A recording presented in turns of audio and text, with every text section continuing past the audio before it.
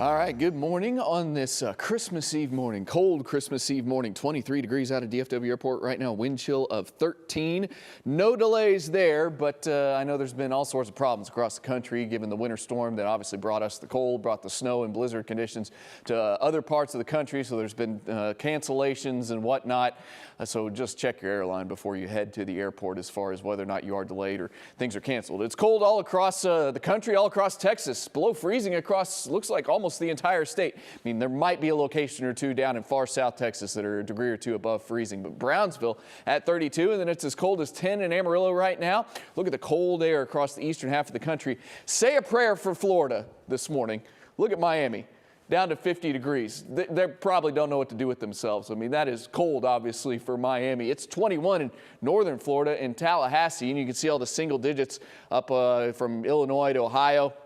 Chicago, Cleveland, New York, all in the single digits this morning. So cold all across the country at the moment. And at least the winter storm in terms of the wintry weather side of this kind of slowing down, although some snow continues in and around the Great Lakes area. But for the most part, things are much calmer today than what they were dealing with yesterday. So if your flight just happens to be happening today and it's not one of the ones that's canceled, or you're driving somewhere in the country today, things are much calmer. It will be dry across the southern half of the country. Some snow continues around the Great Lakes.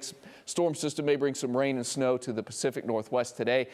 Tomorrow, things are fairly quiet across the majority of the country, although kind of a quick moving snowstorm happens. The northern plains, some snow in the northern Rockies, some rain in the lower elevations there, but dry across the southern part of the country. If you're traveling in Texas today, tomorrow, or Monday, no problems at all. Monday after Christmas, that same storm system brings some snow to Illinois, Indiana, Ohio, maybe even parts of Kentucky, but across the southern part of the country. And then finally, the western part, most of the western part of the country will be dry. So here locally today, warm up to about 30 by noon. I do have us above freezing this afternoon, 2-3 degrees above freezing, and it may only happen for 2 to 4 hours or so, but I do have us above freezing. And then we quickly drop back down below freezing as we head into the evening and nighttime hours. And by tomorrow morning for your Christmas day, got us down to about 23, but we'll warm up a little quicker tomorrow afternoon. Remember, today it's about 30 at noon. Tomorrow I have us about 41 at noon. And then tomorrow afternoon, highs well above freezing into the mid to upper 40s or so. And then we continue the warming trend from there. 53 on Monday, still a little below normal and below normal Tuesday. It's kind of a weak front moves in.